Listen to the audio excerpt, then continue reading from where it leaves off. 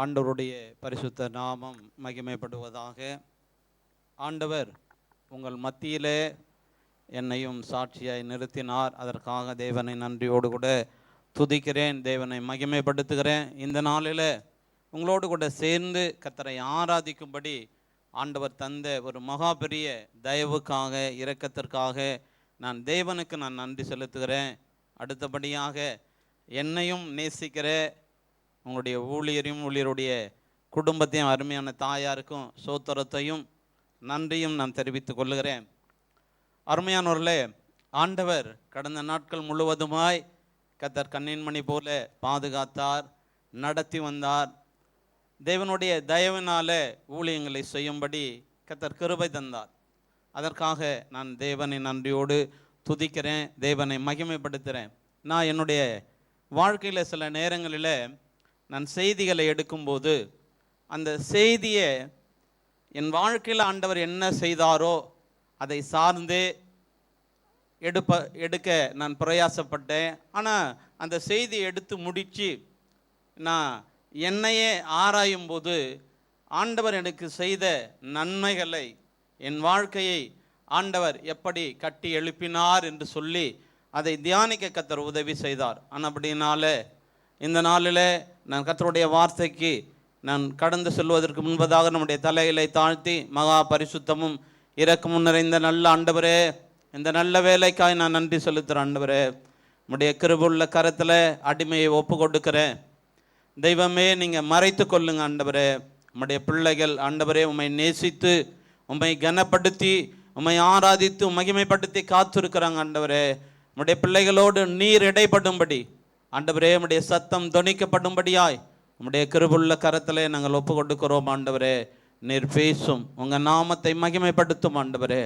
ஆவியானுடைய ஆளுகைக்குள்ளே எங்களை ஒப்பு கொடுக்கிறேன், பொறுப்பெடுத்து நடத்தும். இயேசுவின் நாமத்தில் துதி செலுத்தி ஜெபிக்கிறோம் எங்கள் ஜெபங்கேலும் ஜீவனுள்ள நல்ல பிதாவே, ஆமேன் ஆமேன். அன்றருடைய பரிசுத்த நாமம் மகிமைப்படட்டும்.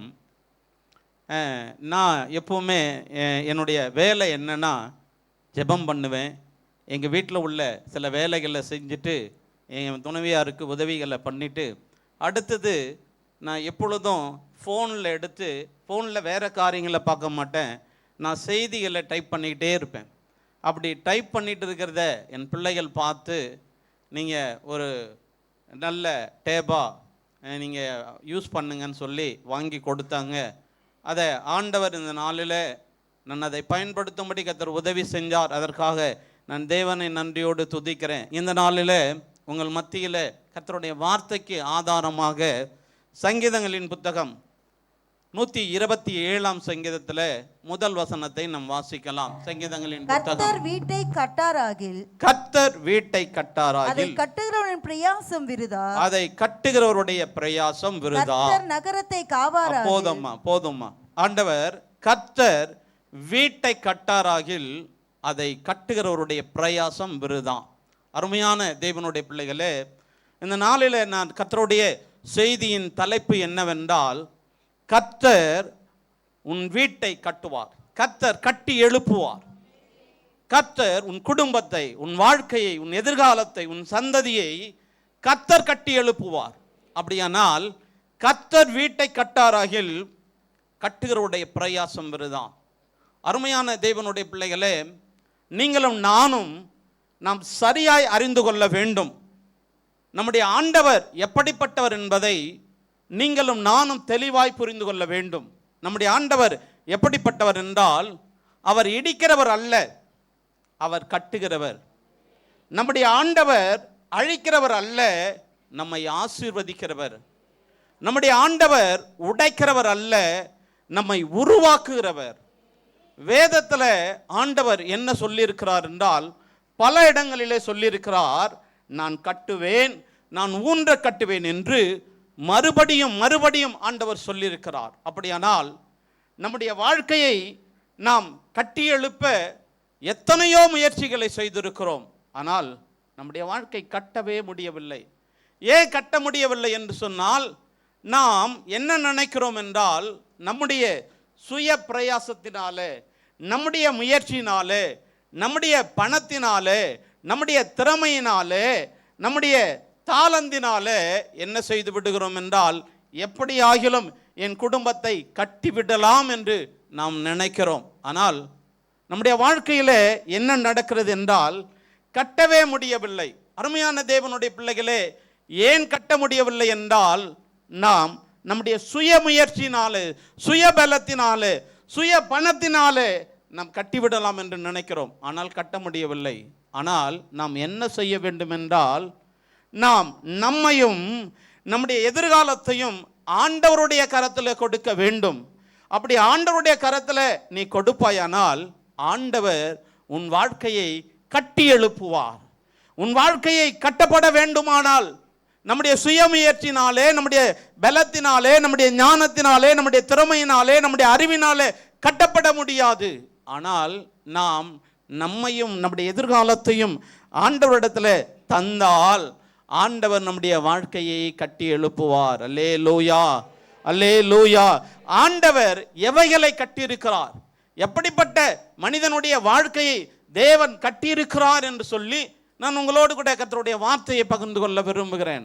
அருமையான தேவனுடைய பிள்ளைகளே, ஆண்டவர் எவையெல்லாம் வேதத்தில் கட்டியிருக்கிறார், யாருடைய வாழ்க்கையெல்லாம் தேவன் கட்டியிருக்கிறார் என்று சொல்லி வேத புத்தகத்தில் நாம் ஆராய்ந்து பார்த்தால், ஆண்டவர் ஒரு தனி மனிதனுடைய வாழ்க்கையை கட்டி எழுப்பியிருக்கிறார். ஆண்டவர் தனி மனிதனுடைய வாழ்க்கையை கட்டி எழுப்பியிருக்கிறார். அதற்கு ஆதார வசனமாக ஏசாயா எழுதின தீர்க்க தரிசன புத்தகம் 51ஆம் அதிகாரம் 2வது வசனத்தை வாசிக்கும் பொழுது, ஏசாயா எழுதின தீர்க்க தரிசன புத்தகம் 51வது அதிகாரம் 2வது வசனம், உங்கள் தகப்பனாகிய ஆபிரகாமையும் உங்களை பெற்ற சாராளையும் நோக்கி பாருங்கள். உங்களை பெற்ற சாராளையும் நோக்கி பாருங்கள். அவர் ஒருவனாய் இருக்கையில் நான் அவனை அழைத்து அவனை ஆசீர்வதித்து அவனை பெருக பண்ணினேன் என்று ஆண்டவர் சொல்லுகிறார். உங்கள் தகப்பனாகிய ஆபிரகாமை கொஞ்சம் நினைச்சு பாருங்க. அவன் எங்க இருந்தா, எப்படி வாழ்ந்தான்னா, ஊர் என்கிற கல்தேயர் பட்டணத்திலே வாழ்ந்து கொண்டிருந்தான். அப்படி வாழ்ந்திருக்கிற அந்த ஆபிரகாமை தேவன் அழைத்தார். இப்ப அழைத்து கானான் தேசத்தில் கொண்டு வந்து வைத்திருக்கிறார். இப்ப கானான் தேசத்தில் இந்த ஆபிரகாம் எப்படி இருக்கிறான் என்றால், அவன் செல்வ சீமானாக தேவனால் அழைக்கப்பட்டவனாக, தேவனால் ஆசீர்வதிக்கப்பட்டவனாக, தேவனோடு பேசுகிறவனாக, தேவனுடைய சிநேகிதனாக இருக்கிறான். அருமையான தேவனுடைய பிள்ளைகளே, ஆபிரகாமுடைய வாழ்க்கையை கவனித்து பாருங்கள். அவன் ஒருவனாய் இருக்கையிலே அவனை அழைத்தார். அழைத்த உடனே இந்த ஆபிரகாம் என்ன செய்தான் என்றால், தேவனுடைய அழைப்புக்கு, சத்தத்துக்கு கீழ்ப்படிந்தான். அப்படியே அவன் புறப்பட்டு போனான். அப்படி தேவ சத்தத்தோடு புறப்பட்டு போன இந்த ஆபிரகாம் ஒரு கீழ்ப்படிதலின் ஜீவியத்தை செய்தான்.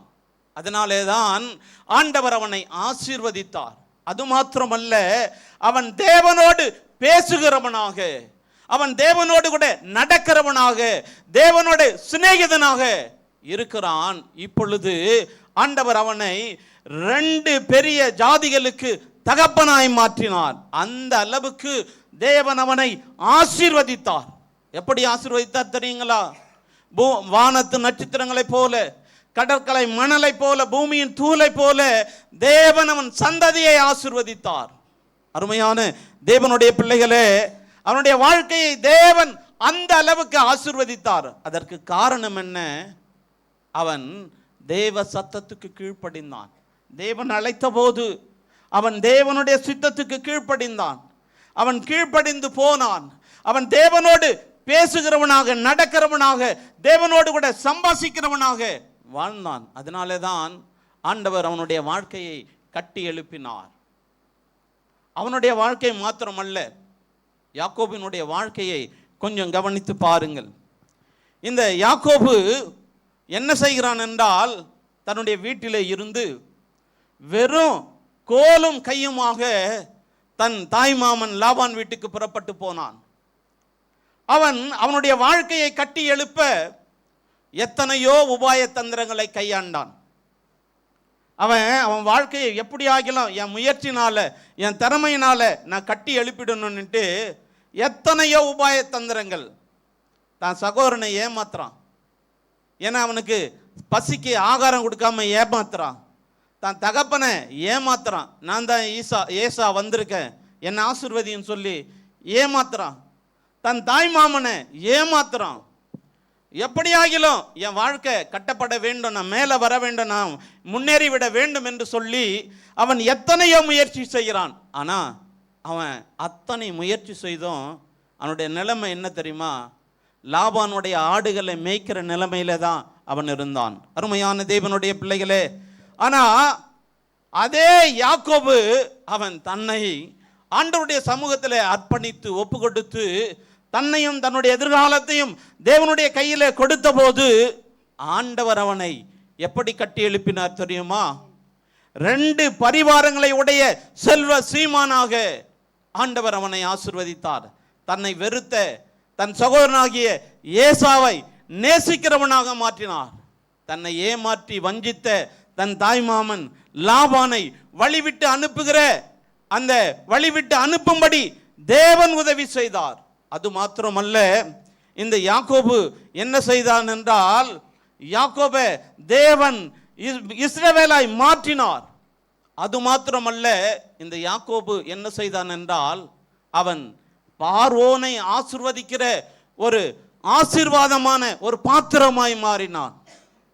இந்த யாக்கோபனுடைய வாழ்க்கையை தேவன் ஆசீர்வதித்தார். அவனை வெறும் கோலும் கையுமாய் போனாலும் அவன் தன்னையும் தன்னுடைய வாழ்க்கையும் எதிர்காலத்தையும் ஆண்டவருடைய கரத்திலே கொடுத்த போது ஆண்டவர் அவனை சிறப்பாய் கட்டி முடித்தார். ஏன் பார்வோனை ஆசீர்வதிக்கிற நிலைமைக்கு அவனை ஆளாக்கினார் என்றால், வேதத்தில் நம்ம பார்க்கும் பொழுது ஆதியாகமத்தின் புத்தகம் 46ஆம் அதிகாரம் 34வது வசனத்தை வாசிச்சிங்கன்னா, மேய்ப்பர்கள் எகிப்தியருக்கு அருவருப்பானவர்கள், ஆனா அந்த அருவருப்பானவர்கள் கூட ஆசீர்வதிக்கிற நிலைமைக்கு ஆண்டவர் உயர்த்தி வைத்திருக்கிறார். நீ ஒருவேளை அருவருக்கப்பட்டவனாய் நீ இருக்கலாம், ஆனால் நீ உன்னையும் உன்னுடைய எதிர்காலத்தையும் ஆண்டவருடைய கரத்தில் கொடுப்பாயானால் ஆண்டவர் உன்னை ஆசீர்வதிக்கக்கூடிய அந்த ஆசீர்வாதமான பாத்திரமாய் மாற்றுவார். அருமையான தேவனுடைய பிள்ளைகளே, இந்த யாக்கோபு மாத்திரமல்ல, இன்னும் வேதத்தில் எத்தனையோ பரிசுத்தவான்கள் இருக்கிறார்கள். யோசேப்பை கொஞ்சம் கவனித்து பாருங்கள், தானியேலை கொஞ்சம் கவனித்து பாருங்கள். இவர்கள் அடிமைகளாய் அந்நிய தேசத்தில் அடிமைகளாய் கொண்டு போகப்பட்டார்கள். ஆனா அவருடைய வாழ்க்கையை நினைச்சு பார்த்தா அவங்க நினைச்சிருப்பாங்க, ஐயோ என் வாழ்க்கை பாலடைஞ்ச கிணறும் சிறைசாலையும் சிங்க கெபியும் தான் என் வாழ்க்கை, இதுதான் எனக்கு நிரந்தரம் என்று சொல்லி அவங்க அந்நிய தேசத்துல அடிமைகளாய் சிந்தித்திருப்பார்கள். ஆனா அவங்க ஆண்டவருக்கு உண்மையாய் உத்தமமாய் வாழ்ந்ததினால தேவன் அவர்களை என்ன செய்தார் தெரியுமா? ராஜாக்களுக்கு நிகராக, ராஜாக்களுக்கு அடுத்த ஸ்தானத்தில் உயர்த்தி வைத்தார். என்னை கேட்டுக்கொண்டிருக்கிற அருமையான தேவனுடைய பிள்ளைகளே, அவர்களை மாத்திரமல்ல, புதிய ஏற்பாட்டில் நாம சில மனிதர்களை கவனித்து பாருங்கள். புதிய ஏற்பாட்டில் உள்ள சில மனிதரை நீங்கள் கவனித்து பாருங்கள். சாதாரண பேதுரு மீன் பிடிக்கிறவனாய் இருந்தான், அவனை மனுஷனை பிடிக்கிறவனாய் மாற்றினார். அவன் மீது சபையை கட்டினார். அப்போஸ்தலனாகிய பவுலை கவனித்து பாருங்கள், சபையை துன்புறுத்துகிறவனாய், சபையை பாழாக்குகிறவனாய் அவனை சபையை துன்புறுத்தி ஜனங்களை சேதப்படுத்தினான். ஆனா அந்த தனி மனிதனை ஆண்டவர் அழைத்து அவன் மூலியமாய் சபையை கட்டுகிறவனாய் 14 நிருபங்களை எழுதக்கூடிய தேவ மனிதனாய் மாற்றினார். அதற்கு காரணம் என்ன? இவர்கள் எல்லாம் தங்களுடைய வாழ்க்கையை ஆண்டவருடைய கரத்திலே கொடுத்தார்கள். ஆண்டவருடைய கரத்திலே கொடுத்ததினால ஆண்டவர் என்ன செய்தார் என்றால், அழகாய் அவருடைய வாழ்க்கையை கட்டி எழுப்பினார். என்னை கேட்டுக்கொண்டிருக்கிற அருமையான தேவனுடைய பிள்ளைகளே, இவர்கள் மாத்திரமல்ல, ரூத்தை கொஞ்சம் கவனித்து பாருங்கள். இந்த ரூத்தினுடைய வாழ்க்கையில தன் எதிர்காலமே இருண்டு போச்சு. இனி அவங்களுக்கு சந்ததி வாரிசு இல்லை. ஆனாலும் எதிர்காலம் இருண்டு போன அந்த ரூத் என்ன செய்தாள் என்றால், தேவனையும் தேவனுடைய ஜனங்களையும் உறுதியாய் பற்றி கொண்டதினால, உன் தேவன் என் தேவன், உன் ஜனம் என் ஜனம் என்று சொல்லி அவள் உறுதியாய் பற்றி கொண்டதினால தேவன் அவளுடைய வாழ்க்கையை சிறப்பாய் கட்டி எழுப்பினார். எப்படி கட்டி எழுப்பினார் தெரியுமா? இந்த ரூத் போவாசை மணந்தாள். போவாஸ் ஓபேத்தை பெற்றான். ஓபேத் ஈசாயை பெற்றான். ஈசாய் யாக்கோபை, ஈசாய் தாவீதை பெற்றான். தாவீதின் சந்ததியிலே இயேசு கிறிஸ்து இந்த பூமிக்கு வந்தார்.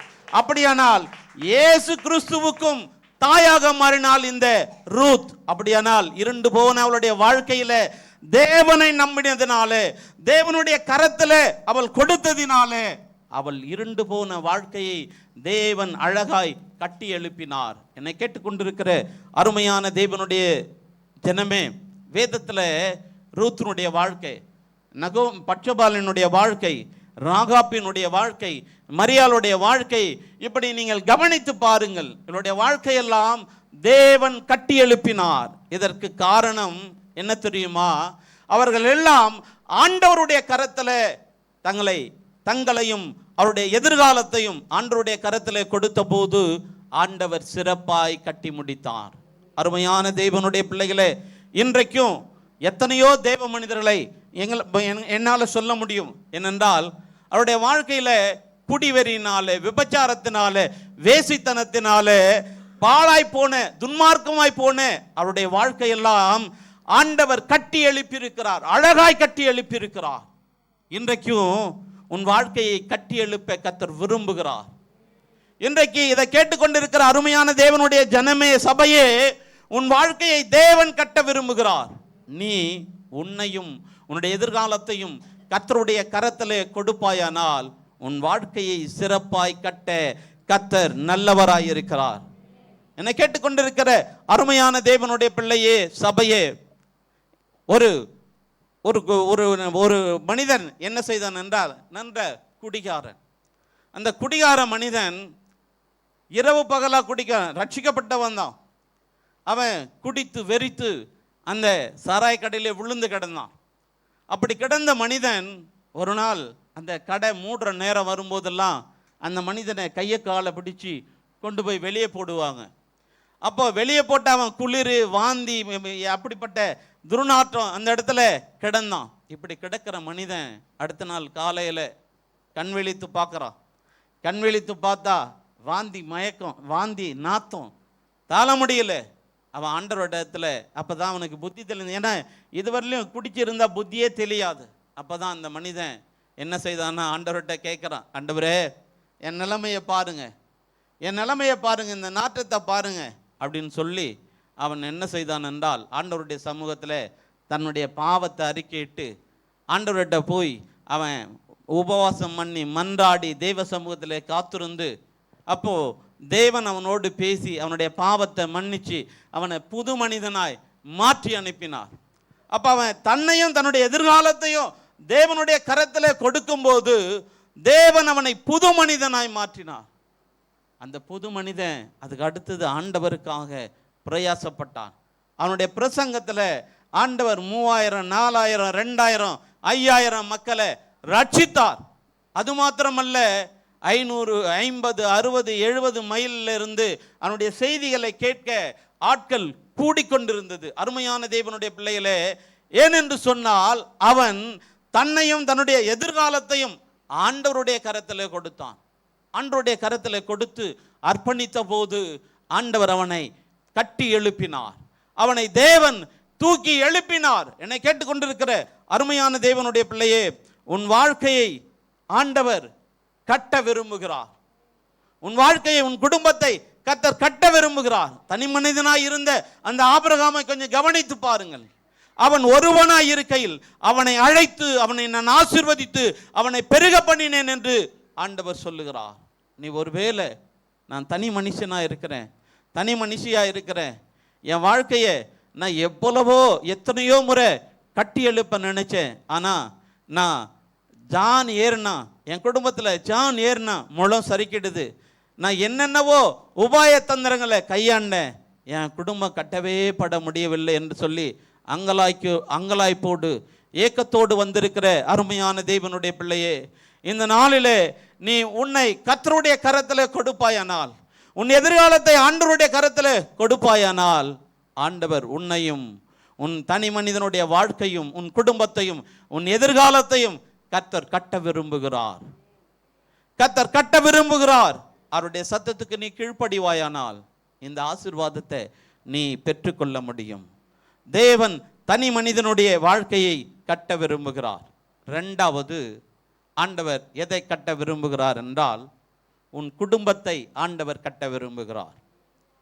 இரண்டாவது, தேவன் நம்முடைய குடும்பத்தை கட்ட விரும்புகிறார். அருமையான தேவனுடைய பிள்ளைகளே, இன்றைக்கு எத்தனையோ குடும்பங்கள் சின்னாபின்னமாய் உடைந்து கிடக்கிறது. குடும்பங்கள் நாசமாய் போய் கொண்டிருக்கிறது. ஒரு மனம் கிடையாது, ஒற்றுமை கிடையாது.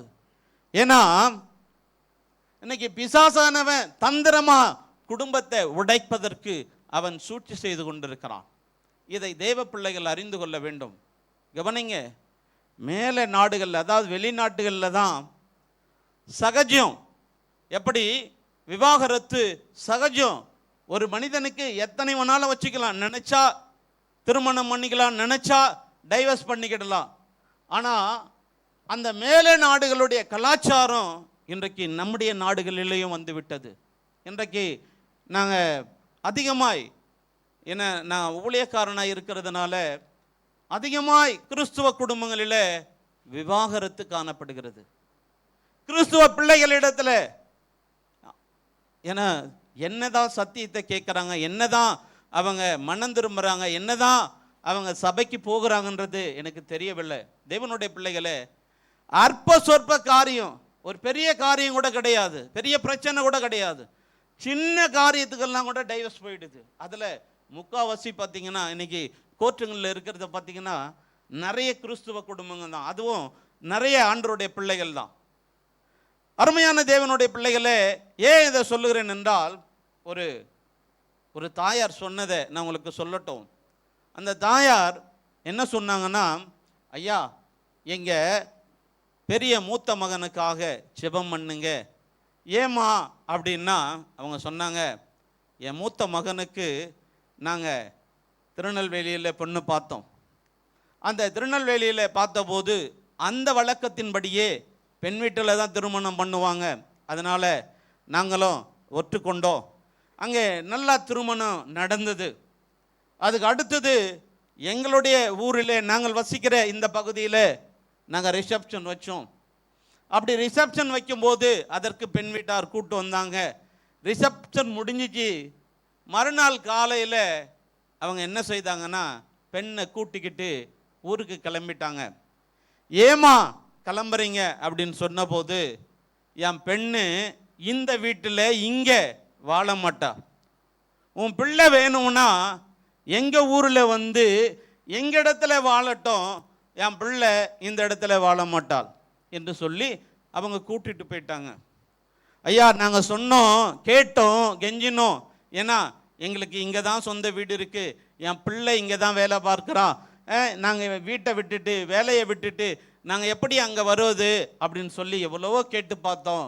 அதுக்கு அவங்க ஒரே முடிவாக சொல்லிட்டாங்க, என் பெண்ணு இந்த வீட்டில் இந்த இடத்துல வாழ மாட்டா, நீங்கள் வேணும்னா உங்கள் பிள்ளைய எங்களிடத்துல அனுப்பிவிடுங்கள் என்று சொல்லி என்ன செய்தார்கள் சொன்னாங்க, அங்கே வந்தால் வாழட்டும், இல்லைனா என் பிள்ளை இங்கே வாழாமல் போகட்டும்னு சொல்லி அவங்க கூட்டிகிட்டு போயிட்டாங்க.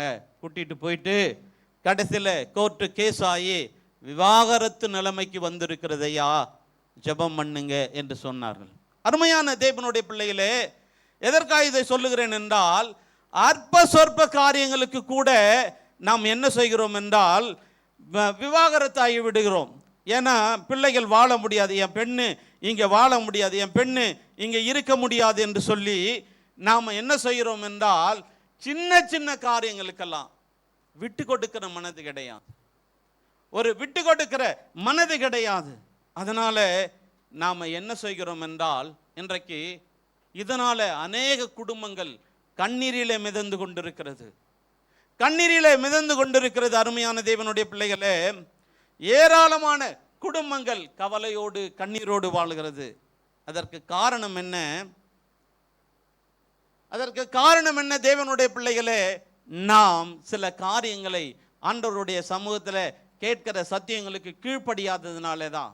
விட்டு கொடுக்காததுனாலே தான் இன்றைக்கு இப்படி நீங்களும் நானும் கண்ணீரிலே மிதந்து கொண்டிருக்கலாம். ஆனால் நம்ம கண்ணீர் விட்டு கவலைப்பட்டு கலங்குகிறதுனால நாம் ஒன்றுமே செய்ய முடியாது. ஆனால் இன்னைக்கு உன் வாழ்க்கையை தேவன் கட்டணும்னா, உன் குடும்பத்தை தேவன் கட்டணும்னா நீ என்ன செய்ய வேண்டும்? ஆண்டவரிடத்தில் உன்னை ஒப்பு கொடுக்க வேண்டும். அவர் உனக்கு நன்மை செய்வார். ஒருவேளை என் குடும்பம் விழுந்து போய் கிடக்கிறது, என் குடும்பம் இனி கட்டப்பட முடியாத நிலைமையிலே இருக்கிறது என்று சொல்லி நீ அங்கலாய்க்கிறாயா? ஆண்டவரை கவனித்து பாருங்கள். விழுந்து போன அந்த தாவீதினுடைய கூடாரத்தை தேவன் திரும்ப கட்டினார். அப்படியானால் விழுந்து போன உன் வாழ்க்கையை கர்த்தர் கட்ட முடியும், கர்த்தராலே கட்டி எழுப்ப முடியும். அருமையான தேவனுடைய பிள்ளையே, நீ ஏன் கலங்குகிறாய்? நீ ஏன் தேங்குகிறாய்? நீ தேவனை நோக்கி காத்திரு. அவர் என்ன செய்வார்? நிச்சயமாய் உனக்கு ஒரு புது வாழ்வை கர்த்தர் கட்டளையிடுவார். நீ உன்னதமான தேவனை உனக்கு அடைக்கலமாய் கொள்ளுவாயானால், அவருடைய சேட்டையின் கீழே நீ அடைக்கலம் புகுவாயானால், சாம்பலாய் போன உன் வாழ்க்கையை தேவன் சிங்காரமாய் மாற்றுவார். நீ உன்னதமான தேவனை அடைக்கலமாய் கொள்ள வேண்டும். அவருடைய சேட்டையின் நிழலிலே நீ அடைக்கலம் புக வேண்டும். அப்படி புகுவாயானால் சாம்பலாய் போன உன் வாழ்க்கையை தேவன் சிங்காரமாய் மாற்றுவார். துயரப்பட்ட உன் வாழ்க்கைக்கு ஆனந்த தைலத்தை அவர் என்ன செய்வார்? கொடுப்பார். உன் துக்கம் சந்தோஷமாய் மாறும். அல்லேலூயா. நீ யாரை அடைக்கலமாய் புக வேண்டும்?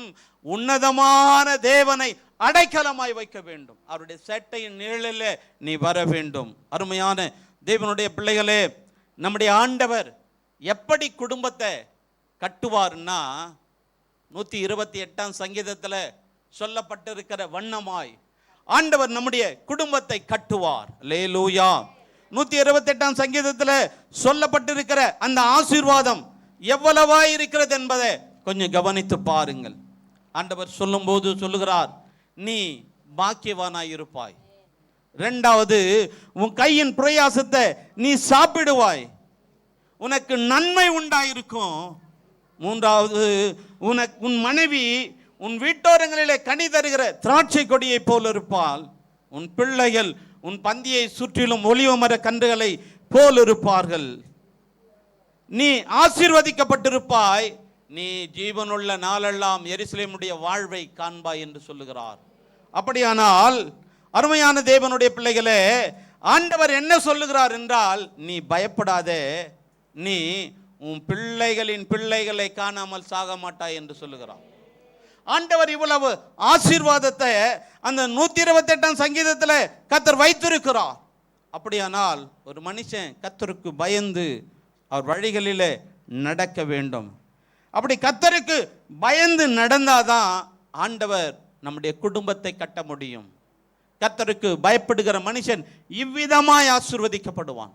இன்றைக்கு அருமையான தேவனுடைய பிள்ளைகளே, கொஞ்சம் கவனிங்க.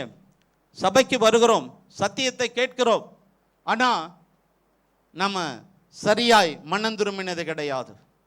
சமீபத்தில் நான் நடந்த ஒரு சங்கதியை நான் சொல்லுகிறேன், கேளுங்க. ஒரு நல்ல தேவனுடைய மனுஷன் என்று சாட்சி பெற்றவர். அப்போ திருமணம் நிச்சயம் ஆயிடுச்சு, திருமண நாள் நெருங்கிடுச்சு. 2 பேரும் விசுவாசிகள் தான். எனக்கு தெரிஞ்ச கடந்த மாதத்தில் நடந்த சம்பவத்தை, 2 பேரும் விசுவாசிகள் தான். அப்போ திருமணம் எல்லா ஏற்பாடும் நடந்துருச்சு. பெண் வீட்டார் இடத்துல கேட்டா, பாஸ்டர் கேட்டா, ஐயா அவன் ஒரு நல்ல தீர்க்கதரிசி ஐயா, அவன் நல்ல தீர்க்க தரிசனம் சொல்கிறாயா, நல்ல அந்நிய பாஷை பேசுகிறான் ஐயா, நல்லா ஜெபிக்கிறான் ஐயா, அதனால் அவனை குறித்து நம்ம தப்பாக பேசக்கூடாது ஐயா. யார் சொல்கிறது சாட்சி? பெண் வீட்டார், பெண்ணு கொடுக்குறவங்க. அப்போது திருமணம் எல்லாமே திருமண நாளைக்கு நடைபெற போகிறது. 2-3 நாளைக்கு முன்னாடி நடக்கிற சம்பவம். நல்ல தீர்க்கதரிசி, அவனை குறித்து நீங்கள் யார் இடத்துலையும் கேட்க வேண்டாம், விசாரிக்க வேண்டாயா, நான் முடிவு பண்ணிட்டேயா, கொடுத்துருவோம். சரி, உடனே எல்லாம் பேசியாச்சு, மண்டபம் எல்லாம் ரெடி ஆகிடுச்சு. இப்போது சாப்பாட்டுக்கு பெண் வீட்டில் இருந்து பாதி கொடுக்கணும். பெண் வீட்டில் இருந்து பாதி கொடுக்கணுன்னு உடனே இந்த பையனுடைய தாய் தகப்பன் என்ன செஞ்சாங்கன்னா, நீயே போய் வாங்கிட்டு வாப்பான்னாங்க. அந்த பையன் தீர்க்கதரிசி 3 லட்சம் ரூபாயை வாங்கிட்டு நாளைக்கு கல்யாணம்னா 2 நாளைக்கு முன்னாடி போனவன் இன்னும் கண்டுபிடிக்க முடியலை. அவன் என்ன சத்தியத்தை கேட்டிருப்பான், என்ன தீர்க்க தரிசனம் சொல்லியிருப்பான், என்ன சபையில் வளர்ந்திருப்பான், அவனுடைய வாழ்க்கையில என்ன ஆசீர்வாதம் வரும்? தேவனுடைய பிள்ளைகளே, அந்த திருமணம் நின்று போச்சு. அந்த திருமணம் நின்று போச்சு. சமீபத்தில், நான் பொய் சொல்லலை, சமீபத்தில் இந்த மாதத்தில் அந்த திருமணம் நின்று போச்சு. அப்போ அந்த பெண் வீட்டு போதகர், அப்புறம் அம்மா, அந்த பெண் வீட்டு போதகர் என்னுடைய நண்பர், அவர் அழகாக சொன்னார், அம்மா நான் சொன்னேன், அவங்க பாஸ்ட்டை கேளுங்க, விசாரிங்க, எல்லாம் சொன்னதுக்கு என்ன சொன்னீங்க? வேண்டாம் வேண்டாம், இல்லையா நீங்கள் அதெல்லாம் கேட்க வேண்டாயான்னு சொன்னீங்க இல்லையா? நான் கேட்கல. இப்போ எனக்கு இதற்கோ சம்பந்தமே கிடையாது, நீங்களாச்சு அவங்களாச்சு முடிவு பண்ணீங்க. இப்போ போலீஸ் கேஸில் இருக்குது, அவர் இன்னும் பிடிபடலை. அருமையான தேவனுடைய பிள்ளைகளே, இதை எதற்காக நான் சொல்லுகிறேன் என்றால், சபைக்கு வருகிறோம், சத்தியத்தை கேட்கிறோம். ஆனால் சத்தியத்தை கேட்டாலும் நாம் கீழ்ப்படுகிறவர்களா அல்ல. நம்முடைய வாழ்க்கை எப்படி ஆசீர்வதிக்கப்படும்? நீ சத்தியத்துக்கு கீழ்ப்படியணும். ஆண்டவர் என்ன எதிர்பார்க்கிறார் என்றால், பலியே அல்ல, கீழ்ப்படிதல் தான் உத்தமம். அதுதான் இந்த ஆபிரகாம் செய்தான், உத்தம ஜீவியம் செய்தான். ஆபிரகாம் நீதிமானின் ஜீவியம் செய்தான். அதனாலே தான் தேவன் அவனை ஆசீர்வதித்தார். அப்போ உன் குடும்பம் கட்டப்படணும்னா நீ கர்த்தருக்கு பயந்து நடக்கணும். இன்னைக்கு அநேகர் கர்த்தருக்கு பயந்து நடக்காததுனால அநேக குடும்பங்கள் கட்டப்படவே இல்லை. நான் ஒரு பாஸ்டர் சொன்னது போல ஒரு போதகனாக இருக்கிறேன். நான் அநேக குடும்பங்களை, என் சபையில் உள்ள குடும்பங்களை நினச்சி கர்ப்பவேதனைப்படுகிறேன். ஏன் ஆண்டவரே இந்த குடும்பம் இன்னும் தரித்திர நிலைமையில் இருக்கு, இன்னும் ஆசீர்வதிக்கப்படலை, இன்னும் கட்டப்படாமல் இருக்கு, இன்னும் அவருடைய வாழ்க்கையில் இவ்வளவு போராட்டமும் கண்ணீரும் சஞ்சலமாய் வாழ்கிறதே என்று சொல்லி நான் போராடுகிறேன். ஆனால் போராடும் பொழுது அவங்களை குறித்து ஆவியானவர் சொல்லும்போது அவங்க சத்தியத்துக்கு கீழ்ப்படியாததுனால ஆசீர்வாதத்தை பெற்றுக்கொள்ள முடியவில்லை. என்னை கேட்டுக்கொண்டு இருக்கிற அருமையான தேவனுடைய பிள்ளையே, நீ யாரா இருக்கலாம், உன் திறமையினால ஒன்றுமே நீங்க சாதிக்க முடியாது. நீங்க உங்க குடும்பம் கட்டப்படணும்னா, உங்க எதிர்காலம் கட்டப்படணும்னா, நீ உங்களை ஆண்டவருடைய கரத்துல அர்ப்பணிக்க வேண்டும். உங்களையும் உங்களுடைய எதிர்காலத்தையும் ஆண்டவருடைய கரத்துல கொடுக்கும்போது கர்த்தர் வீட்டை கட்டாராகில் அதை கட்டுகிறவருடைய பிரயாசம் விருதான். அல்லேலூயா. மூன்றாவது, ஆண்டவர் எதை கட்டுவாருன்னா, ஒன்று தனி மனிதனுடைய வாழ்க்கையை தேவன் கட்டுவார், இரண்டாவது உன் குடும்பத்தை ஆண்டவர் கட்டுவார், மூன்றாவது ஆண்டவர் உன் பிள்ளைகளை கட்டுவார். அல்லேலூயா, அல்லேலூயா. சங்கீதங்களின் புத்தகத்தில் 37ஆம் சங்கீதம் 25வது வசனத்தையும் 26வது வசனத்தையும் வாசிக்கலாம். ஆண்டவர் யாரை கட்டுவார்? யாருடைய?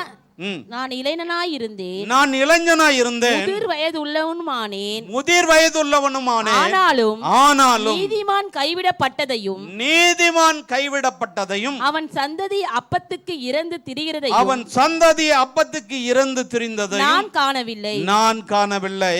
அவன் நித்தம் இறங்கி, அவன் நித்தம் இறங்கி கடன் கொடுக்கிறான், கடன் கொடுக்கிறான். அவன் சந்ததி ஆசீர்வதிக்கப்படும், அவன் சந்ததி ஆசீர்வதிக்கப்படும். யார் சந்ததி ஆசீர்வதிக்கப்படும் என்றால், நீதிமானுடைய சந்ததி ஆசீர்வதிக்கப்படும். அருமையான தேவனுடைய பிள்ளைகளே, இன்னைக்கு நாம தகப்பன் தாய், ஏன்னா உங்க போதகர் சொல்லும்போது அவர் பிரசங்கத்தில் பாதியை பிரசங்கிச்சிட்டார். தகப்பன் தாய் எப்படி இருக்கும், தகப்பன் தாய் என்ன அடிச்சுவட்டை வச்சுட்டு போறோம். அப்போ அருமையான தேவனுடைய பிள்ளைகளே, ஒரு தகப்பனும் தாயும் நீதிமானாய், பரிசுத்தமாய், உண்மையாய், உத்தம ஜீவியம் செய்வார்களானால் தேவன் அவருடைய பிள்ளைகளை ஆசீர்வதிக்கிறார். உங்களை நிமித்தம் உங்க பிள்ளைங்க, உங்க சந்ததி ஆசீர்வதிக்கப்படுகிறது.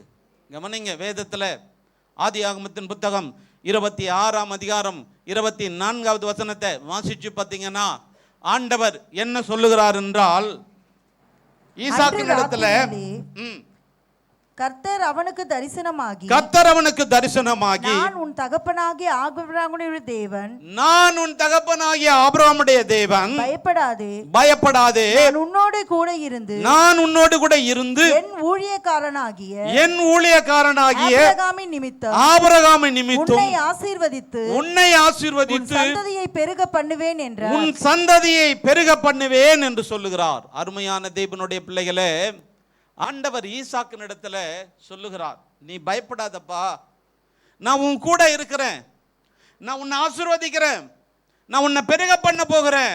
ஏன் தெரியுமா? உன் நிமித்தம் அல்ல, உன் நிமித்தம் அல்ல, உன் தகப்பனாகிய ஆபிரகாமை நிமித்தம்.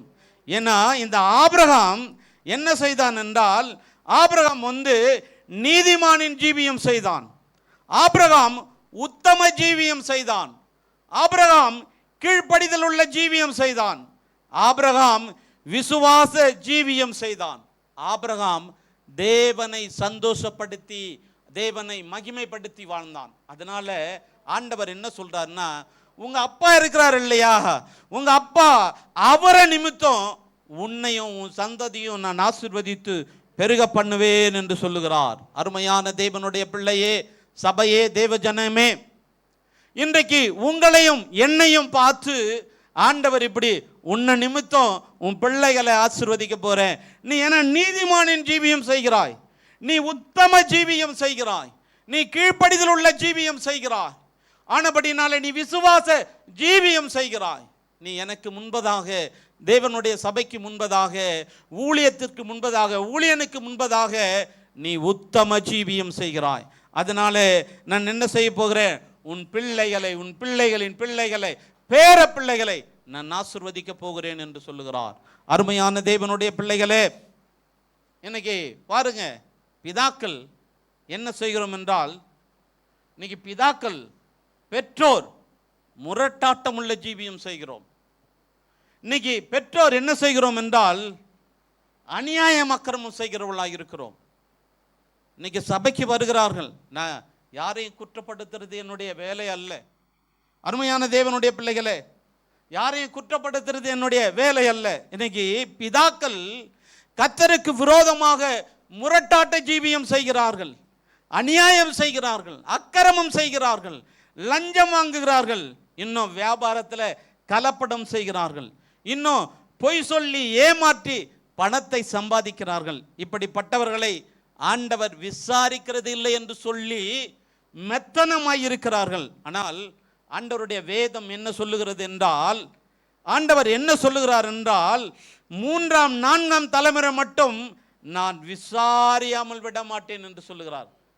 அநியாயம் செய்கிறவங்கள, அக்கிரமம் செய்கிறவர்கள, கலப்படம் செய்கிறவர்கள, லஞ்சம் வாங்குகிறவர்கள, முரட்டாட்டம் பண்றவங்கள, அவங்கள மாத்திரமல்ல, அவங்களுடைய பிள்ளைகளை 2, 3, 4ஆம் சந்ததி வரலையும் தேவன் விசாரிப்பேன் என்று சொல்லுகிறார். அப்படியானால் அருமையான தேவனுடைய பிள்ளையே, நீ உத்தம ஜீவியம் செய்வாயானால், நீ உத்தமமாய் வாழ்வாயானால், நீ தேவனிடத்தில் இரக்கம் பெறுவாய். ஆண்டவர் என்ன சொல்லுகிறார் என்றால், என்னாகமம் 14:17 உபாகமம் 5:9, 10 நாம் வாசிக்கும் பொழுது ஆண்டவர் அங்கே கர்த்தருக்கு பயந்து நடக்கிறவன் அவனுடைய பிள்ளைகளை, அவனுடைய 2ஆம் 3ஆம் 4ஆம் தலைமுறை மட்டும் அவர் இரக்கம் பாராட்டி 1000 தலைமுறைக்கு நீங்க நீதிமானின் ஜீவியம் செஞ்சீங்கன்னா உங்க சந்ததியை 1000 தலைமுறை மட்டும் தேவன் இரக்கம் பாராட்டுவேன் என்று சொல்லுகிறார்.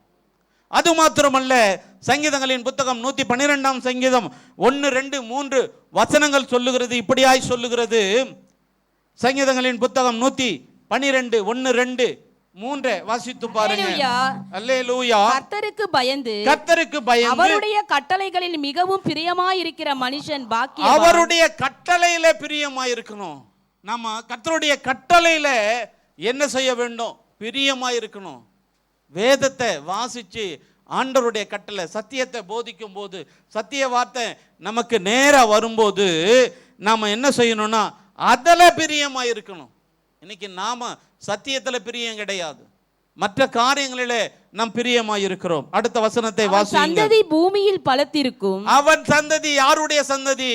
நீதிமானுடைய சந்ததி பூமியிலே பலத்திருக்கும். செம்மையானவர்களின் வம்சம் ஆசீர்வதிக்கப்படும். செம்மையானவருடைய வம்சம். நீ செம்மையானவனா, சபைக்கு, ஊழியத்துக்கு, தேவனுக்கு செம்மையானவனாய் வாழுவாயானால் உன்னுடைய வம்சம் என்ன பண்ணப்படும்? ஆசீர்வதிக்கப்படும். ஆஸ்தியும் ஐஸ்வர்யமும் அவன் வீட்டில் இருக்கும். உன்னுடைய வீட்டில் இருக்கும். அவனுடைய நீதி என்றைக்கும் நிற்கும். அவனுடைய நீதி என்றென்றைக்கும் நிற்கும். அருமையான தேவனுடைய பிள்ளைகளே, இப்படிப்பட்ட ஆசீர்வாதம் உனக்கு வேணும்னா நீ கர்த்தருக்கு பயந்து நடக்கணும். அருமையான தேவனுடைய பிள்ளைகளே, என்னை கேட்டுக்கொண்டிருக்கிற அருமையான தகப்பனே, தாயே, நீ நீதிமானின் ஜீவியத்தை செய்கிறாயா? எனக்கு உங்களையே நீங்க கேட்டு பாருங்க. நான் நீதிமானாய் ஜீவிக்கிறேனா, அல்லது கர்த்தருக்கு பயந்து ஜீவிக்கிறேனா? சபைக்கு வருகிறேன், சத்தியத்தை கேட்கிறேன், எல்லாம் செய்கிறேன், ஆனா நான் நீதிமானுடைய ஜீவியம் செய்கிறேனா? அல்லது நீங்க உத்தம ஜீவியம் செய்கிறீங்களா? உங்க பேச்சில, நடக்கையில, செய்கையில உத்தமமா வாழ்றீங்களா? அப்படி நீங்க உத்தமமா வாழுவீங்கன்னா உங்களுடைய பிள்ளைகள் ஆசீர்வதிக்கப்படும், உங்க சந்ததி ஆசீர்வதிக்கப்படும். அருமையான தேவனுடைய பிள்ளைகளே, கொஞ்சம் கவனிங்க. சில நேரங்களில் நம்முடைய பிள்ளைகள், சிறு பிள்ளைங்களை கொஞ்சம் கவனிச்சு பாருங்க. அந்த சிறு பிள்ளைங்க என்ன பண்ணுன்னா, அதுங்களுடைய ஜெபங்களை பாருங்க. அந்த சிறு பிள்ளை,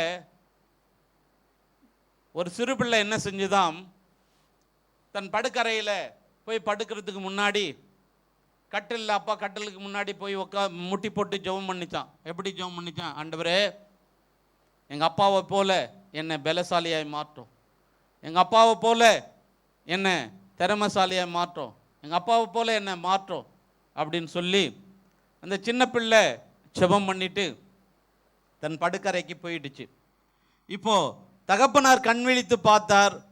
தகப்பன் கண் விழித்து பார்த்தபோது, ஐயோ, என் பிள்ளை என்ன மாதிரி மாறணும்னு சொல்லி ஜெபிக்குதே, ஆனால் நான் எப்படிப்பட்ட பாவத்தை, அநியாயத்தை, அக்கிரமத்தை செய்கிறேன், என் பிள்ளை என்னை போல மாறக்கூடாது ஆண்டவரே என்று சொல்லி தகப்பன் என்ன செய்தார்னா, அந்த பிள்ளை ஜெபிச்சு முடிச்ச பிற்காடு எழும்பி இவரு ஜெபம் பண்ண ஆரம்பித்தார். ஆண்டவரே, என் பிள்ளை என்னை போல மாறக்கூடாது, நான் என் பிள்ளைய போல மாறணும். ஏன்னா என் பிள்ளையினுடைய உள்ளத்தில் கள்ளங்கபடம் இல்லை, அந்த பிள்ளையுடைய பிஞ்சு மனசில் கள்ளங்கபடம் இல்லாமல் வாழுது. ஆண்டவரே, நானும் பாவியாக இருக்கிறேன், துன்மார்க்கமாக ஜீவிக்கிறேன், முரட்டாட்டம் பண்ணுற ஆண்டவரே, ஆகவே நீங்கள் என்ன என் பிள்ளையை போல மாற்றுங்க, என்னை என் பிள்ளையை போல மாற்றுங்க என்று சொல்லி அவர் ஜெபம் பண்ணினாராம். அருமையான தேவனுடைய பிள்ளைகளே, நம்முடைய வாழ்க்கையை கொஞ்சம் கவனித்து பார்க்கணும்.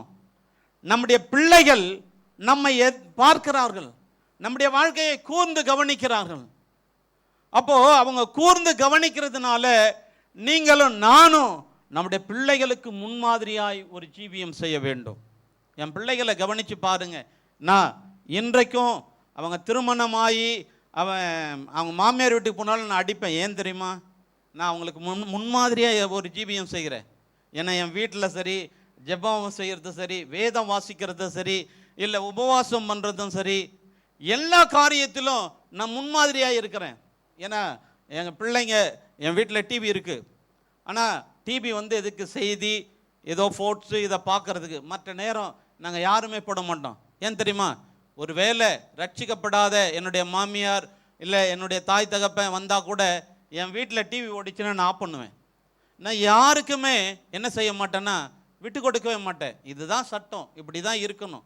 ஏன்னா என் பிள்ளைகள் இல்லாத போது நான் பார்த்தேன்னு வச்சுக்கேன், என் பிள்ளைங்களை என்ன தெரியுமா கேட்பாங்க, நீ ஓகேமாப்பா, நீ ஒழுங்காக இருக்கேப்பா, ஆள் இல்லைன்னா என்ன செய்கிற, நீ பார்க்குற, ஆள் இருக்கும்போது ஆஃப் பண்ணுற. அப்படி இல்லை, நம்முடைய பிள்ளைகள் நம்முடைய வாழ்க்கையை கவனிக்கிறாங்க. அதே போல் வேதத்தை வாசி, ஜெபம் பண்ணுன்னு நான் சொல்லுவேன். ஏன்னா என் பிள்ளைங்க என்னை குறித்து குறை சொல்ல முடியாது. ஏன்னா நீ பைபிள் படிக்கிறியா, நீ ஜெபம் பண்ணுறியா அப்படின்ட்டு அவங்க என்ன செய்யணும் கேட்பாங்க.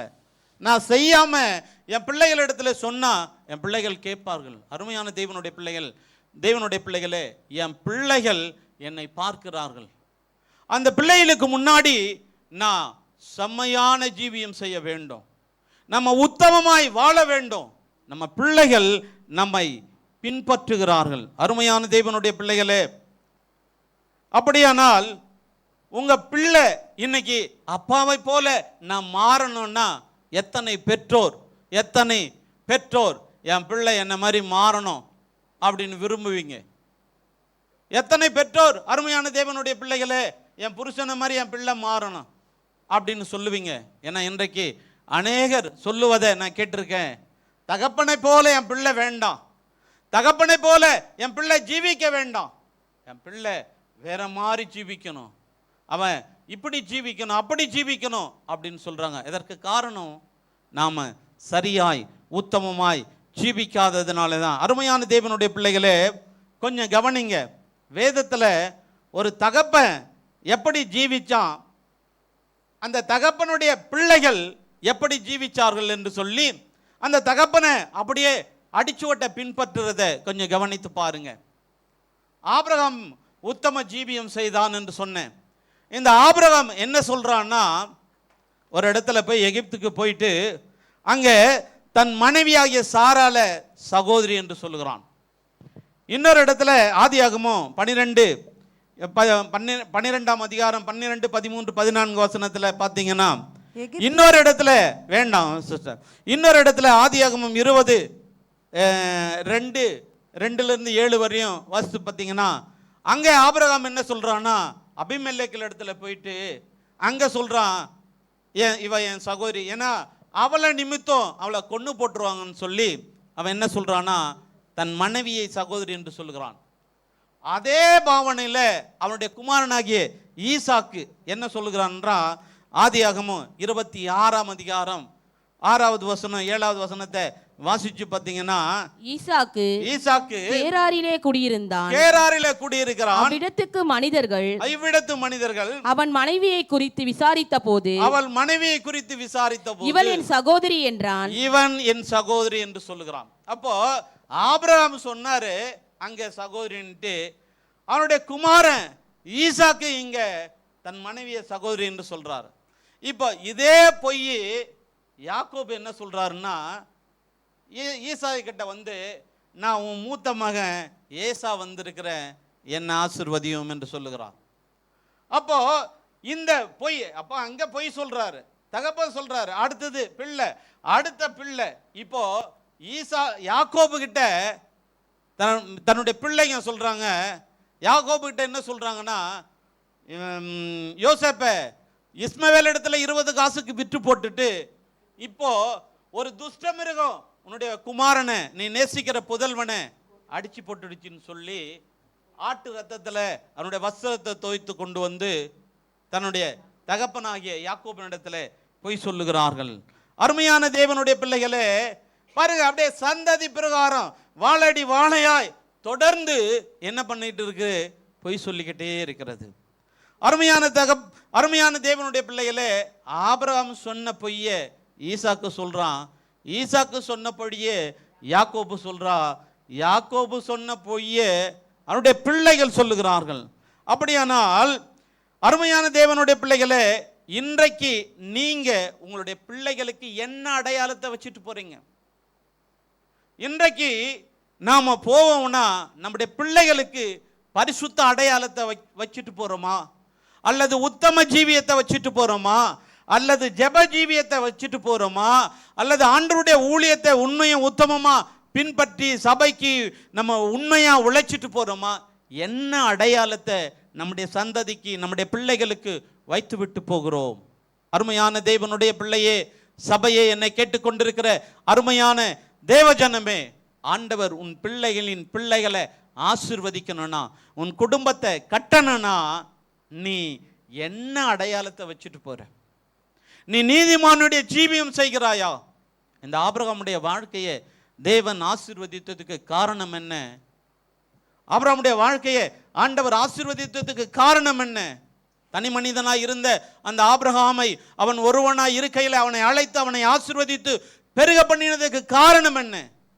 அவனுடைய வாழ்க்கையில முதலாவது கீழ்ப்படிதலின் ஜீவியம், இரண்டாவது உத்தம ஜீவியம், மூன்றாவது அவன் விசுவாச ஜீவியம்.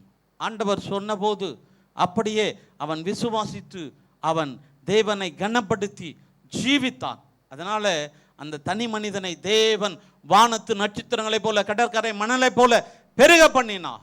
அப்படியானால் இன்றைக்கு இதை கேட்டுக்கொண்டிருக்கிற அருமையான தேவனுடைய பிள்ளையே, சபையே, நீங்களும் நானும் நம்முடைய பிள்ளைகளுக்கு என்ன அடிச்சுவடுகளை வைத்து போகிறோம்? கொஞ்சம் கவனிங்க.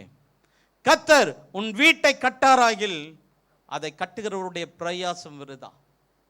இன்னைக்கு என்னதான் நம்முடைய முயற்சியில, நம்முடைய திறமையில, நம்முடைய தாளந்துல நான் வீட்டை கட்டிடுவேன் அப்படின்னு நம்ம முயற்சி செய்யலாம். அருமையான தேவனுடைய பிள்ளையே, சபையே, பெற்றோரே, நீங்கள் உங்களுடைய சந்ததி கட்டப்பட வேண்டுமானால், உங்க வாழ்க்கை, தனிப்பட்ட வாழ்க்கை கட்டப்பட வேண்டுமானால், உங்கள் குடும்பம் கட்டப்பட வேண்டுமானால், உங்களுடைய பிள்ளைகளின் பிள்ளைகள் கட்டப்பட வேண்டுமானால், நீங்க என்ன அடையாளத்தை ஆண்டவருக்கு முன்னாடி வைக்கிறீங்க? உங்க பிள்ளைகளுக்கு முன்னாடி வைக்கிறீங்க? தேவன் உங்க வாழ்க்கையை கட்டி எழுப்ப விரும்புகிறார். வேதத்தில் எத்தனையோ மனிதருடைய வாழ்க்கையை தேவன் கட்டி இருக்கிறார். அவர் கட்டி எழுப்புகிற கர்த்தர். விழுந்து போன அந்த தாவீதின் கூடாரத்தை தேவன் திரும்ப கட்டினார். அப்படியானால் விழுந்து போன உன் வாழ்க்கையை கர்த்தர் கட்ட விரும்புகிறார். விழுந்து போன உன் குடும்பத்தை கர்த்தர் கட்ட விரும்புகிறார். உடைந்து போன உன் வாழ்க்கையை தேவன் கட்ட விரும்புகிறார். உன் எதிர்காலத்தை கர்த்தர் கட்ட விரும்புகிறார். ஆனால் நீ செய்ய வேண்டியது உத்தம ஜீவியம் செய்ய வேண்டும், நீதிமானின் ஜீவியம் செய்ய வேண்டும், விசுவாச ஜீவியம் செய்ய வேண்டும். அப்படி செய்வாயானால் நீ உன்னையும் உன்னுடைய எதிர்காலத்தையும் கர்த்தருடைய கரத்தில் கொடுத்தால் ஆண்டவர் சிறப்பாய் கட்ட வல்லவராயிருக்கிறார். அருமையான தேவனுடைய பிள்ளையே, என் வாழ்க்கை இடிந்து கிடக்கிறது, என் குடும்பம் இனி கட்டப்படுவதற்கு வழி இல்லை என்று சொல்லி இனி இந்த கால வேளையில் கர்த்தருடைய சமூகத்துக்கு வந்திருக்கலாயா? உன்னை பார்த்து தான் ஆண்டவர் சொல்லுகிறார். ஆண்டவருடைய வார்த்தை உனக்கு நேராய் வருகிறது. தேவனுடைய பிள்ளையே, நீ தேவ சத்தத்துக்கு கீழ்ப்படிவாயானால், உன்னை ஆண்டவருடைய கரத்தில் ஒப்பு கொடுப்பாயானால், ஆண்டவரே, என்னை, என் எதிர்காலத்தை, என் சந்ததியை, என் பிள்ளைகளை ஆண்டவரே ஒப்பு கொடுக்குறோம்ப்பா. ஆண்டவரே, நான் ஒப்பு கொடுக்குறேன். ஆண்டவரே, உங்கள் சத்தத்துக்கு நான் செவி கொடுக்குறேன்ப்பா. உங்கள் சத்தத்துக்கு நான் செவி கொடுக்குறேன் ஆண்டவரே. ஆனால் நீங்கள் பேசும்போதெல்லாம் செவி கொடுக்குறேன், கீழ்ப்படுகிறேன் என்று சொல்லி ஆண்டவரே என்னை அர்ப்பணித்தேன். ஆனால் வெளியே போன போது நான் என் திறமையில், என் தாளந்தில், என் சாமர்த்தியத்தில் நான் பார்த்து கொள்ளுவேன் என்று சொல்லி நிர்விசாரமாய் அஜாக்கிரதையாய் நான் இருந்து விட்டேன். ஆண்டவரே, தயவாய் ஒரு விசை என்னை மன்னிங்கப்பா. என்னை ஒரு விசை மன்னிங்க ஆண்டவரே. என்னை ஒரு விசை மன்னிங்க ஆண்டவரே. கேட்கிற எவனும் பெற்றுக்கொள்ளுகிறான். அருமையான தேவனுடைய பிள்ளையே, கர்த்தர் தான் உன் வாழ்க்கையை கட்டி எழுப்பணும். என் வாழ்க்கையை ஆண்டவர் கட்டி எழுப்பினார். என் வாழ்க்கையை கர்த்தர் எப்படி கட்டி எழுப்பினார் தெரியுங்களா? என் வாழ்க்கையில் நான் ஒன்றுமே கொண்டு வரவில்லை. நான் முழுமையாய் ஆண்டவரை நம்பி ஆண்டவருடைய கரத்தில் அர்ப்பணித்தேன். ஆண்டவருடைய கரத்தில் அர்ப்பணித்து, கவனிங்க, ஆண்டவருடைய கரத்தில் அர்ப்பணித்து ஆண்டவரை நம்பி, ஏன்னா ஊர்ல எல்லாம் பிரச்சனை, போராட்டம், இனி சபைக்கு போகக்கூடாது, வரக்கூடாது என்று சொல்லி ஆண்டவரை நம்பி நான் சென்னை பட்டணத்துக்கு வரும் பொழுது என்னுடைய கையில் பஸ்ஸுக்கு காசு கிடையாது.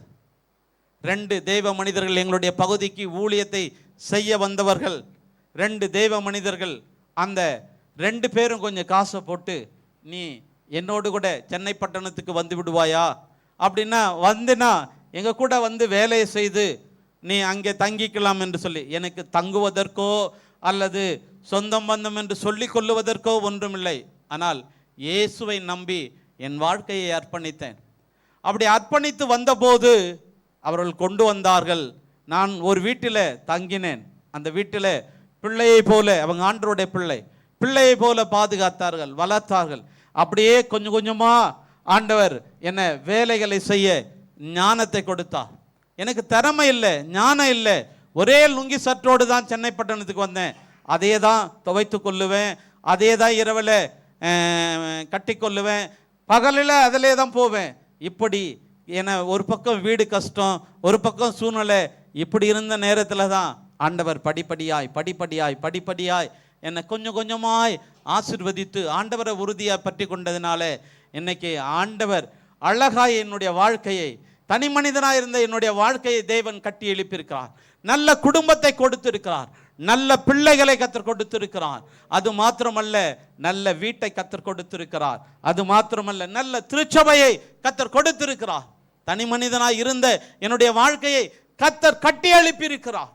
இன்றைக்கு ஆண்டவர் என்னையும் நினைத்து என் வாழ்க்கையை சில நேரங்களில் நான் கிரகிக்க முடியாத, நான் எதிர்பார்க்க முடியாத என் வாழ்க்கையை கத்தர் கட்டி எழுப்பியிருக்கிறார்.